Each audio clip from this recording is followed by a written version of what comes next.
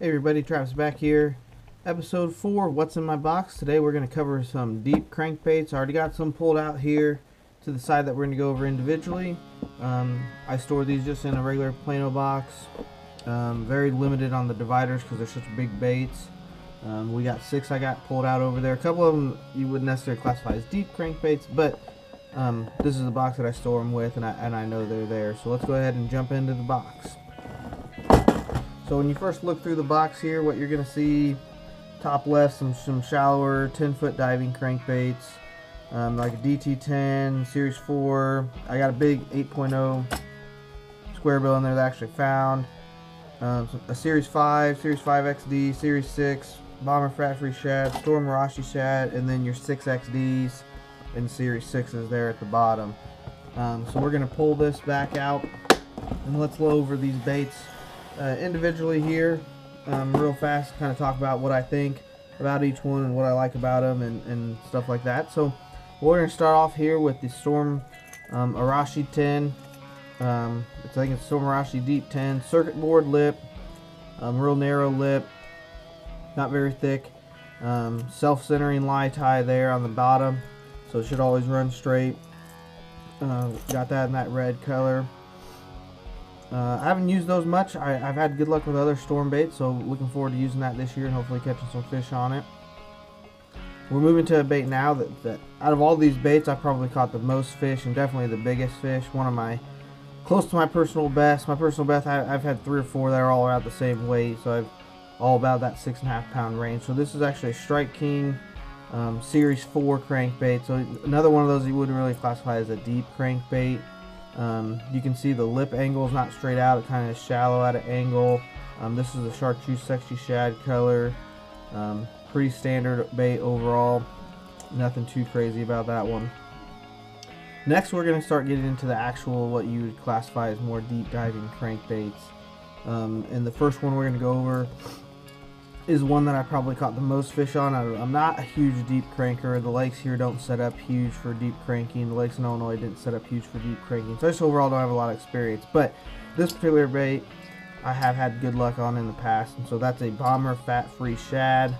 You know, it's an older crankbait, been out for a while. Very solid bait. It's got a little different rattling sound to it. A little higher pitch, straight bill that goes out. It's a bait that's probably running, you know, that 14 to maybe 18 depending on your pound test and your cast distance. Next bait we're going to jump to is the Storm Arashi Deep 18. This one's just in the chartreuse color. Again, it's the same as the 10, where it's got the circuit board lip on it, and then also has a self-centering line tie, but it's actually covered on this bait. So on the 10 it's uncovered. On the bottom, this one actually is covered with some plastic.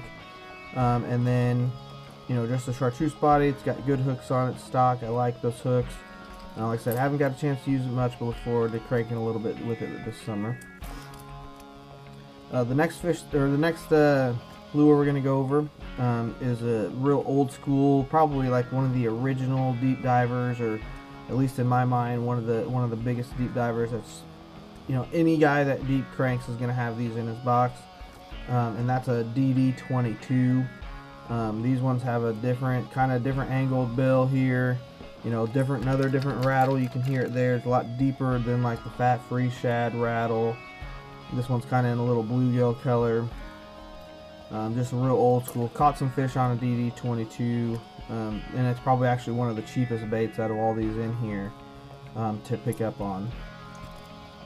And then the last bait is probably the most popular deep diving crankbait. So if you do deep cranking, or you follow it, or you follow anybody that does deep cranking, this is probably the bait that the vast majority of the guys out there use on the most consistent level, and that's a Strike King 6XD.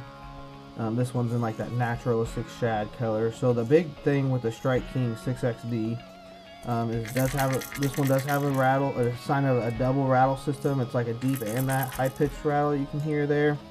And also something that's a little unique on the XD series is this lip actually curves up. I think that helps you get a little bit extra dig straight down on the dive to get you down to the bottom. So I've caught some fish on a 6XD. Like I said, I think I'd use it a lot more if my lakes just set up for more for cranking, but a lot of lakes we set up just don't set up for that deep crankbait like ledge bite or anything like that. So that's kind of the deep crankbaits that I like and go over. Like I said, you know, pretty standard baits overall. A lot of guys use the same type of stuff I think as this, as far as like your basic deep diving setup, because I'm not somebody that does a lot of it. So I think that kind of covers it. We'll go over some colors real fast. So on the paper here and in the box, you can see it's kind of set up for three different colors. You have shad, you have crawdad, you have bluegill. So your bluegill can be anything, your chartreuse or your actual like natural bluegill colors. Your shad are just going to be your whites, your sexy shads, your chrome blue, like your little blue truce ones, and then your crawdads, or your reds, your oranges, and things along those lines. So really stick between those three colors.